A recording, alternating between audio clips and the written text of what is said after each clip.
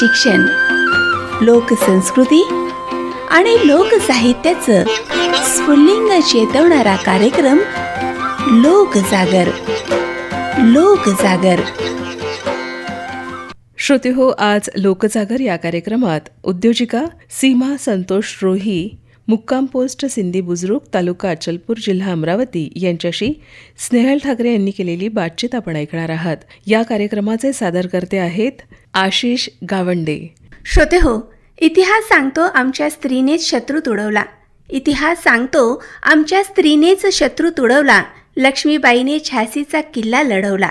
जिजाऊने राजा शिवछत्रपती घडवला, तर महाराणी ताराबाईने महाराष्ट्र भूमीत औरंगजेब रडवला. स्त्री म्हणजे जन्मदाती, स्त्री म्हणजे संस्कृती, स्त्री म्हणजे नाविन्याचा वसा, स्त्री म्हणजे घराचं घरपण, स्त्री म्हणजे महान कार्य. हो, तर ती स्त्री म्हणजे भावी पिढीचं सक्षम कार्य. हो श्रोते हो, मार्केटिंगमध्ये जो चतुर त्याच्यासाठी यश आतुर असं म्हणतात ते काही खोटं नाही. अशाच चतुरपणा जपणं स्वयंसहायता समूहाच्या माध्यमातून तयार होणाऱ्या विविध उत्पादनांना बाजारपेठ मिळवून देत आपला उद्योग भक्कमपणे मजबूत करणाऱ्या विविध प्रकारच्या पापडापासून ते आरोग्यदायी चिया सीड्स तसेच देव्हाऱ्यातील फुलवातीचे उत्पादन आणि विक्रीत सातत्य राखणाऱ्या सिंदी बुजुर्ग, तालुका अचलपूर, जिल्हा अमरावतीच्या उद्योजिका सीमा संतोष रोही आपल्यासोबत आहेत. चला तर त्यांच्याशी आपण बातचीत करूयात. नमस्कार ताई, आजच्या लोकजागर या कार्यक्रमात आपलं मनापासून स्वागत करते. नमस्कार. नमस्कार ताई.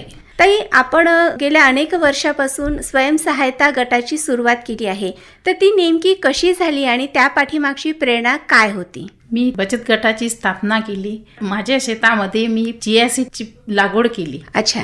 ते आम्ही माहिती गोळा केली. पहिला मी माझ्या मिस्टरांनी चिया सीडची माहिती मिळाली. अच्छा. आणि मग त्यांचा आम्ही विचार केला की आमच्या शेतात पण आपण लावायचं. ते औषधी आहे आणि गुणधर्म आहे, आरोग्यासाठी फायदेशीर आहे. अच्छा. मग हे पीक आम्हाला छान झालं. त्याच्यानंतर मग आम्ही पॅकेजिंग कशी करायची आणि विक्री कशी करायची, आपल्या इथे मार्केटिंग नाही आहे आणि गावातून सुरुवात विक्री कशी करायची अशी आम्हाला प्रेरणा आली. अच्छा. नंतर आम्ही आपल्या गावातील आपल्या बायांना रोजगार मिळावा त्याच्यासाठी मी एक बायांना रोजगार द्यायचं ठरवलं आणि आपल्याकडले चिया सीड्स साफ करायचे आणि शॉर्टिंग करून पॅकेजिंग करायचे. अच्छा. मग मला असं पॅकेजिंग करायची आवड होतीच. ते मी घरी बायाच्या हातून शॉर्टिंग करून बायांना रोजगार देऊ. माझी मुलं पण मला मदत करायची. अच्छा. आणि हे सर्व करताना माझ्या पतीची साथ पण मला खूप मिळाली. अच्छा. म्हणजे खरं म्हणायचं झालं तर शेतापासून आपल्या या उद्योगाची सुरुवात झाली असं म्हणायला हरकत नाही. आणि मग ते चिया सीड्स जे आहे ते चिया सीड्स साफसफाई आहे, त्याच्यामध्ये त्याच्या वेगवेगळे वर्गीकरण करणं आहे. हे करण्यासाठी तुम्हाला महिलांची गरज पडली आणि त्या माध्यमातून स्वयंसहायता समूह गटाची तुम्ही निर्मिती केली. मग सध्या तुमच्या या स्वयंसहायता गटामध्ये किती महिला कार्यरत आहेत? आम्ही 10 जणी आहे. अच्छा. आणि नंतर पण माझ्या आसपासच्या जे गावातल्या बाया आहे त्यांना पण मी रोजगार देते. अच्छा. म्हणजे फक्त स्वयंसहायता गटासाठी निर्धारित न राहता इतरही महिलांना या उद्योगामध्ये सामील करण्याचा प्रयत्न केला. ताई, गृह उद्योग सुरू करण्याचा निर्णय तुम्ही कसा घेतला? कारण सुरुवातीच्या काळात कोणकोणत्या अडचणी तुम्हाला आलेल्या असतील, तर त्या अडीअडचणी तुम्हाला कुठल्या आल्या त्या संदर्भात आपण काय सांगाल? मी फक्त माझ्या घरची चूल आणि मूल हे सांभाळत होते. नंतर माझ्या मनात विचार आले की आपण काहीतरी करू शकतो. आणि माझे पती शेतातले चांगले उत्पादन काढतात आणि त्याच्यानंतर माझ्या शेतात हरभरे पेरल्या जातात. त्याच्यापासून मी फुटाणे तयार करून पॅकेजिंग करून मी आपल्या गावापासून सुरुवात केली विक्रीसाठी. नंतर मार्केटिंग पण मी केली. मला चांगला त्याचे रिझल्ट मिळाले. अच्छा. म्हणजे तुमच्या उद्योगाची सुरुवात ही घरातल्या हरभऱ्यापासून सुरुवात झाली. त्या हरभऱ्याचं फक्त विक्री न करता त्या हरभऱ्यापासून तुम्ही फुटाण्याचं उत्पादन केलं आणि त्या फुटाण्याचं विक्री तुमच्या या गटातून सुरू झाली. ताई, आता तुम्ही सांगितलं की बोलताना तुम्ही हे तर केलंच, फुटाण्यापासून सुरुवात केली, पण याच्यासोबत अनेक तुम्ही उद्योग जोडत गेल्यात, तर ते कसे काय जोडत गेल्यात? पहिले सुरुवातीला चिया सीड पासून सुरुवात केली. अच्छा. चिया सीडचं पहिले शेतातलं पीक काढून ते गुणधर्म आहे म्हणून पहिले लोकांना आमच्या गावातील समजायचं नाही की हे चिया सीड काय आहे बा, हे बी काय आहे, हे कायच्यासाठी वापरल्या जाते. मग आम्ही त्यांना थोडी माहिती सांगितली. नंतर ते आमच्या जवळून घेत गेले आणि त्याचा उपयोग पण ते करत गेले. असे करत करत गावातून मग बाहेर मी शहरात गेली. शहरात पण मी मार्केटिंग सुरू केली थोडी. मला त्याचे चांगलाच रिस्पॉन्स मिळाला. आणि त्याच्यानंतर माझ्या शेतात कापूस पण होता. पावसाळ्यात खूप पाणी येते, बाहेर नेहमीच घरी राहतात, पण त्यांना पण रोजगार मिळाला पाहिजे. आणि घरच्या कापसापासून फुलवात मी तयार करून पॅकेजिंग करून विकते. म्हणजे चिया सीड्स तर होतं, चिया सीडला सोबत म्हणून तुम्ही मग फुटाण्याचं उत्पादन केलं.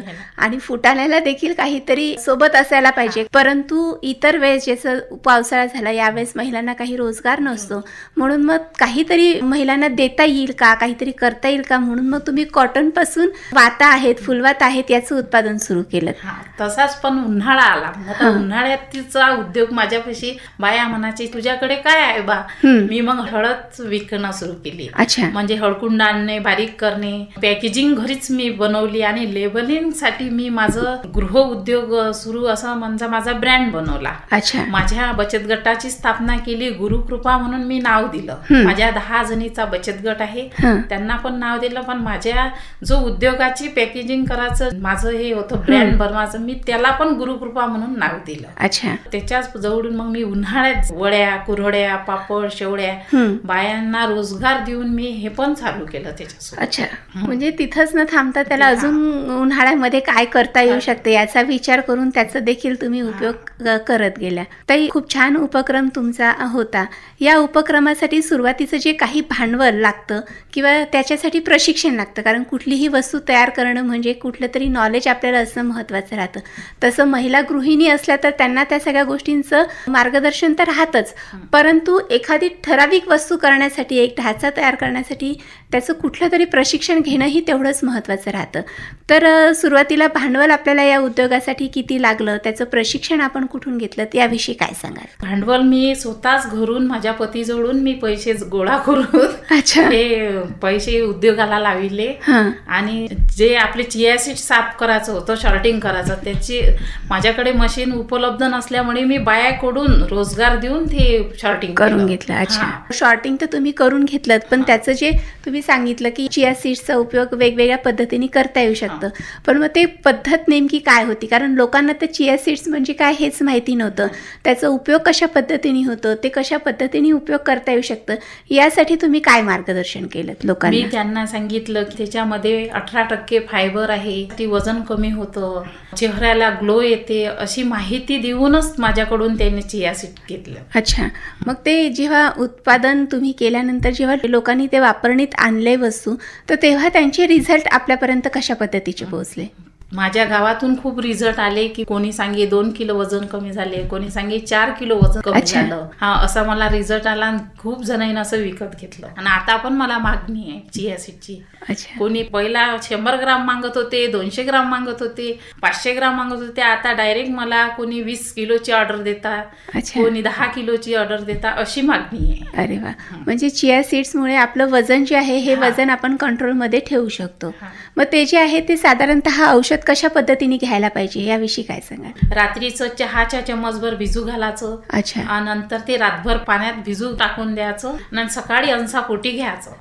त्याच्यानंतर अर्धा तास काही खायचं नाही, पियाचं नाही. तर मग माझं सांगितलं त्यांच्या लक्षात यायचं. म्हणजे अशा पद्धतीने जर ते औषध कंटिन्यूपणे जर आपण घेतलं तर त्या पद्धतीने आपलं वजनही कमी होतं आणि आपल्या आरोग्यामध्येही सुधारणा आपल्याला जाणवते. तर हे जे चिया सीड्स आहे, या चिया सीड्स सोबतच सब्जा देखील असतात, तर ते सब्जा आणि चिया हे दोन्ही दिसायला एकसारखे दिसतात, तर याच्यामधला फरक काय जाणवतो? कारण लोकांना घेताना नेहमी कन्फ्युजन राहतं, तर या पिकांबद्दल काय फरक आपल्याला जाणवतो? चिया सीड मध्ये 3 कलर येतात, भुरका, पांढरा, काळा. हे चिया सीडचे 3 कलर असते. सब्जामध्ये नुसतं काळं बी असते. म्हणजे मी 10,000 पासून सुरुवात केली. आता मी 1-1.5 लाखच्या वर उत्पादन होत आहे. अच्छा, म्हणजे सुरुवातीचा काळ जो होता तो हा, कमी प्रमाणापासून सुरुवात झाला, परंतु आज त्याची मागणी, उत्पादन बघता त्याचं जे हे भांडवल आहे तेही वाढत जात आहे. ताई, पारंपरिक पद्धती आणि आधुनिक तंत्र याचा समन्वय तुम्ही कशा पद्धतीने साधता? पहिले शेतामध्ये सोयाबीन, तूर, कापूस हेच पेरल्या जायचं. हो. पण आता हे चिया सीड म्हणजे औषधी आहे, गुणधर्म पण चांगले आहेत आणि मार्केटिंग मध्ये याला भाव पण चांगला आहे. बरोबर. म्हणजे सोयाबीन तुरला खत पण द्यावं लागतं, रासायनिक याला खत नाही द्यावं लागत, हे सेंद्रिय आहे. अच्छा, म्हणजे आपल्याला हे म्हणता येईल की ती जी पारंपरिक पद्धतीने आपण शेती करायचो, तूर, कापूस, सोयाबीन, कॉटन हे घ्यायचो, तर याला कुठेतरी पर्याय म्हणून शेतीमध्ये फेरपालट म्हणून आपण या चिया सीड्सचा वापर करू शकतो. आणि त्याच्यामध्ये जसं याच्यामध्ये वेगवेगळ्या पद्धतीच्या फवारण्याचं व्यवस्थापन असतं, पाण्याचं व्यवस्थापन असतं, त्याच्यानंतर कीटकनाशकांची देखील वेगवेगळ्या पद्धती त्याच्यामध्ये आपल्याला जाणवतात. परंतु चिया सीड्सवर याचा काहीही उपयोग होत नाही. म्हणजे त्याला खताचं व्यवस्थापन करावं लागत नाही, पाण्याचं व्यवस्थापन कमी प्रमाणात करावं लागतं, पाणीच द्यावं लागतं त्याने, बाकी काहीच नाही. अच्छा, सोयाबीनला खूप त्रास आहे माकडांचा, रानडुकरांचा, याला काहीच त्रास नाही आहे चिया सीडला. अच्छा, खूप छान सांगितलं ताई की हे जे चिया सीड्सचं उत्पादन आहे हे खूप कमी खर्चामध्ये जास्त उत्पादन देणारं पीक आहे आणि या पिकाच्या माध्यमातून तुम्ही तुमचा उद्योग सुरू केलात आणि उद्योगामध्येही भरभराट आपल्याला दिसून येते आहे. ते आजच्या आपल्या या कार्यक्रमामध्ये पहिलं गाणं ऐकण्याची वेळ झाली आहे, तर पहिलं कुठलं गाणं आपण आमच्या श्रोत्यांना ऐकवाल? लगे जा गले. खूप सुंदर गाणं ताई आपण निवडलं. चला श्रोते हो, आपण ऐकूया छानसं हे गीत. श्रोते हो, आपण बातचीत करीत आहोत सिंधी बुजुर्ग, तालुका अचलपूर, जिल्हा अमरावतीच्या उद्योजिका सीमा संतोष रोही ताईशी. ताई, आपण जी चतुर मार्केटिंग या संकल्पनेबद्दल थोडं सविस्तर आम्हाला सांगाल का? कारण मार्केटिंग म्हटलं की खूप महत्वाची पायरी असते, त्याविषयी काय सांगाल? मार्केटिंग करायची माझ्या पतीचीच आहे. अच्छा, हा, जे आपल्याला असं म्हणता येईल की मार्केटिंग मध्ये सगळ्यात महत्वाचा जो रोल आहे तो तुमच्या हस्बंडचा आहे. मार्केटिंगसाठी माझ्याजवळ काय काय मिळते कोणाला हे माहिती म्हणून मी पॉम्पलेट छापली. अच्छा, हा, ते मी मग बचत गटाच्या ग्रुपवर आणि माझ्या व्हॉट्सअपवर असं मी टाकून त्याच्यापासून मला ऑर्डर येतात. अच्छा, मग ताई आता तुम्ही सांगितलं की तुम्ही वेगवेगळे पदार्थ बनवता, तर कुठले कुठले पदार्थ तुम्ही बचत गटाच्या अंतर्गत बनवता? चिया सीड माझ्या शेतातलंच आहे, त्याच्यापासून पॅकेजिंग करून मी मार्केटिंग करते. हळद पावडर, मिरची पावडर, चहा मसाला मी स्वतःच घरी बनवते. अच्छा, हा, मूग पापड, उडीद पापड, मूग वड्या, सरगुंडे, बटोडे, गव्हाच्या कुरड्या, पापडा, फुटाणे, कळण्याच्या वड्या, शेवड्या, तांदूळाचे पापड, ज्वारीचे पापड, फुलवाता आणि वाता. अच्छा, हा, हे एवढे सर्व मी बायांपासून करून घेते आणि पॅकेजिंग करते घरी. पॅकेजिंग करायच्या वेळेस माझी मुलं मला खूप मदत देतात. अच्छा, कारण की आपली वस्तू कितीही सुंदर असेल, खायला कितीही चांगली असेल, पण ती जर दिसायला आकर्षक नसेल तर कुठेतरी त्याचा परिणाम आपल्या उद्योगावर होतो. तर याच्यासाठी पॅकेजिंग, लेबलिंगचं काही मार्गदर्शन आपण घेतलं का? तर घेतलं तर ते कुठून घेतलं, कशा पद्धतीने केलं? मी माझ्या बचत गटात एक वेळा परतवाड्याच्या मीटिंग मध्ये गेले, तिथे सरांनी सांगितलं मला की पॅकेजिंग कशी करायची, टेबलवर काय नाव टाकायचं बचत गटाचं. माझ्या पॅकिंगची वर गुरुकृपा स्वयंसहायता बचत गट असं नाव टाकलं, वैदर्भीचा लोगो टाकला, उमेद मधू आणि माझं नाव, नाव, गावाचं नाव, त्यापासून हे जे खाद्यपदार्थ आहे त्याचे नाव असे मी त्याच्यावर पॅकेजिंगवर लेबल मधून लावते. अच्छा, तर बाजारपेठ मिळणं देखील खूप महत्वाचं असतं. तर ती बाजारपेठ आपल्याला कशी मिळाली? स्थानिक आणि बाहेरील विक्रीमध्ये आपल्याला नेमका काय फरक जाणवतो, त्याविषयी काय सांगाल? सर्वात मी पहिले उद्योग चालू केला आणि हे सर्व पदार्थ तयार केले. हे सर्व मला पहिले बायांनी गावातून मागणी केली. उन्हाळ्यात चहा मसाला खूप छान आहे आणि पापड, कुरड्या हे सर्व घेत राहिला. आता मी इथून याच्यापेक्षा मार्केटमध्ये जायचं, विकायचं, कसं विकायचं, त्याच्यापासून मला एक बचत गटातून संधी मिळाली. सायन्स कोर्स मैदानावर स्टॉल लावण्यात आली आणि वरुडला पण गेली होती मी, दारापूरला असे स्टॉल लावले. त्यांनी माझ्याजवळून खाद्यपदार्थ विकत घेतले. आता त्यांना ते खाद्यपदार्थ माझे आवडले, शेवड्या, कुरड्या, पापड. आता त्या महिला सर्व मला फोन करतात आणि मागवतात, तर माझे नेऊन देतात त्यांना. अच्छा, म्हणजे कृषी प्रदर्शनी असो, विविध प्रकारच्या ज्या प्रदर्शनी लागतात त्याच्यामध्ये तुम्ही आपले जे उत्पादन आहे ते उत्पादन ठेवता आणि तिथून विक्रीचं साधन आपलं सुरू होतं. ताई, या उपक्रमामध्ये महिलांच्या आयुष्यात नेमके सकारात्मक बदल आपल्याला काय घडून आलेत? कारण आपल्यासोबत तुम्ही सांगितलं की बचत गटाच्या महिला तर आहेच, पण इतरही गावातल्या महिलांना आपण सहभागी करून घेतलं आहेत, तर त्यांच्या जीवनामध्ये काय बदल झालेले आपल्याला जाणवतात? त्या महिला सर्व शेतातले काम करायचे. पावसाळ्याच्या मध्ये वाता फुलवाती आहे तर त्यांना काम नसायचं.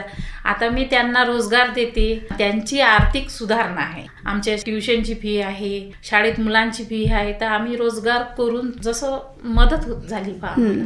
बरोबर आहे. म्हणजे त्यांच्या कौटुंबिक जी परिस्थिती आहे त्याच्यामध्ये आपल्याला बदल जाणवलेला आहे. ताई, आजपर्यंत किती महिलांना रोजगार मिळाला आणि त्यांच्या आत्मविश्वासात आपल्याला काय बदल झालेला दिसून येतो? आजपर्यंत 40-50 बायांना मी रोजगार दिला. अच्छा. आणि त्याच्यामध्ये काय बदल तुम्हाला जाणवतो? पहिलीची ती स्त्री कशी होती आणि आता सध्याच्या कंडिशनमध्ये कशी आहे? गावातच उद्योग आहे बा आपल्या ताईचा. गावाच्या बाहेर त्याला काम करायला जावे लागत नाही, पण शेतातही नाही. घरीच पदार्थ तयार होते तर घरीच माझे येऊन ते तयार करतात. आणि त्यांची आर्थिक परिस्थिती सुधारली, त्यांचं व्यक्तिमत्व सुधारलं, त्यांचं बोलण्याचं कॉन्फिडन्स वाढलं आणि राहणीमान पण वाढलं. अच्छा. ताई, शासनाच्या वेगवेगळ्या योजना असतात, तर त्या योजनांचा कधी तुम्ही लाभ घेतला आहे का?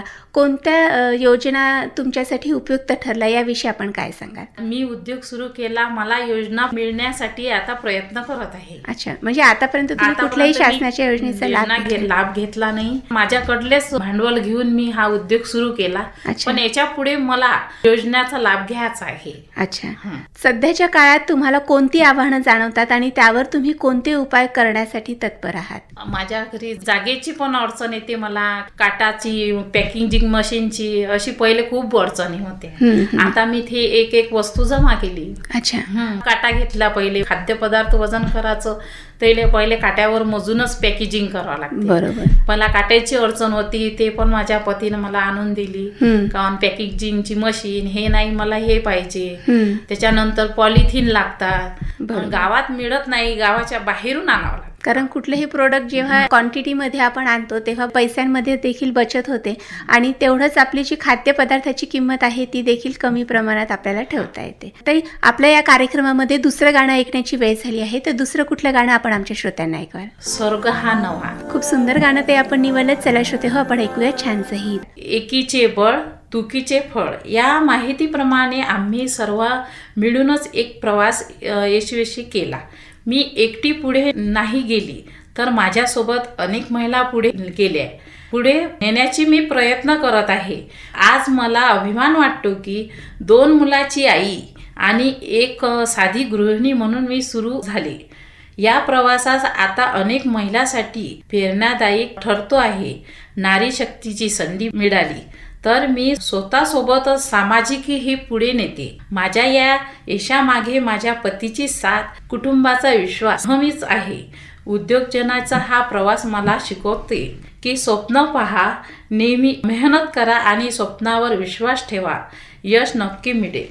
म्हणजे एकीचं बळ काय असतं हे या उद्योगातून आपल्याला सर्व श्रोत्यांना सांगायचं आहे. ताई, या प्रवासातून तुम्हाला मिळालेला सर्वात महत्त्वाचा धडा कोणता आहे? आणि हे सगळं करत असताना सगळ्यात महत्त्वाचं साथ असते ती कुटुंबाची. ती कुटुंबाची साथ आपल्याला कशा पद्धतीने मिळाली?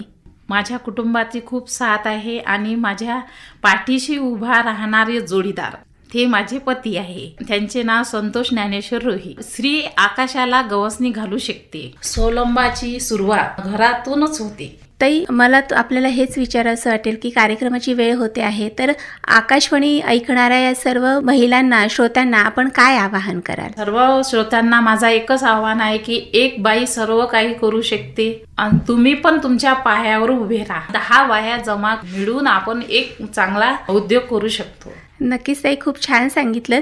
स्त्री तुझ्या शक्तीला सलाम, स्त्री तुझ्या शक्तीला सलाम, तुझ्या कर्तृत्वाला सलाम, तुझ्या धैर्याला सलाम. कितीही लढलीस, कितीही पडलीस, कितीही सोसलंस तरी तूच तुला सावरलंस.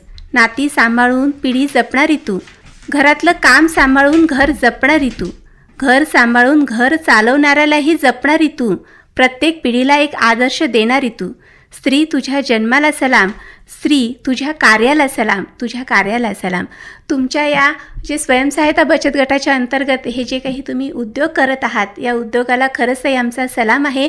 हाच तुमचा उद्योग पुढे आणखीन पुढे जावो अशा खूप खूप शुभेच्छा देते. आणि आपण इथे आलात, इतकी छान माहिती आमच्या श्रोत्यांना आपण करून दिलीत, त्याबद्दल अमरावती आकाशवाणी परिवारातर्फे मी आपली खूप खूप आभारी आहे. धन्यवाद.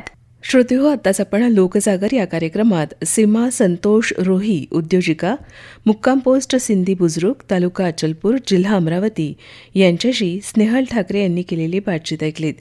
या कार्यक्रमाला निर्मिती सहाय्य दिलं होतं स्नेहल ठाकरे यांनी. तांत्रिक सहाय्य सुनील किन्हीकर आणि संजय किटुकले यांचं होतं. तर या कार्यक्रमाचे सादरकर्ते होते आशिष गावंडे.